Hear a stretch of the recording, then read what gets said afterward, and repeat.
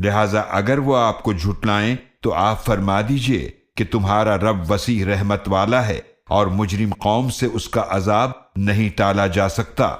وہ ان قریب کہیں گے جنہوں نے شرک کیا کہ اگر اللہ چاہتا تو نہ ہم شرک کرتے اور نہ ہمارے باپ دادا اور نہ ہم کسی چیز کو حرام ٹھہراتے۔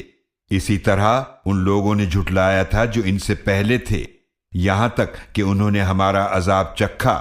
آپ صلی اللہ علیہ وآلہ وسلم فرما دیجئے، کیا تمہارے پاس کوئی علم ہے تو تم اسے ہمارے سامنے پیش کرو، تم تو صرف گمان کی پیروی کر رہے ہو اور تم تو صرف جھوٹے اندازوں سے باتیں کرتے ہو۔ آپ فرما دیجئے، پس اللہ ہی کے لیے ہے کامل دلیل، لہذا اگر اللہ چاہتا تو تم سب کو ہدایت عطا فرما دیتا۔ آپ فرما دیجئے، لاؤ اپنے گواہوں کو جو گواہی دیں کہ اللہ نے ان چیزوں کو حرام کیا ہے، پھر اگر وہ جھوٹی گواہی دے بھی دیں تو آپ ان کے ساتھ گواہی نہ دیجئے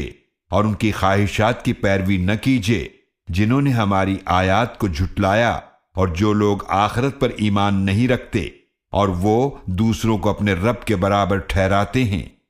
آپ صلی اللہ علیہ وآلہ وسلم فرما دیجئے، آؤ میں پڑھ کر سناؤں جو کچھ تمہارے رب نے تم پر حرام کیا ہے، یہ کہ اس کے ساتھ کسی کو شریک نہ کرو اور والدین کے ساتھ اچھا سلوک کرو اور اپنی اولاد کو تنگ دستی کے ڈر سے قتل نہ کرو۔ ہم تمہیں بھی رزق دیتے ہیں اور انہیں بھی، اور بے حیائی کی باتوں کے قریب مت جاؤ جو ان میں سے ظاہر ہیں اور جو پوشیدہ ہیں،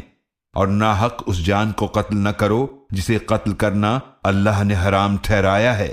یہ ہیں وہ باتیں جن کی اللہ تمہیں وصیت فرماتا ہے تاکہ تم سمجھ سکو۔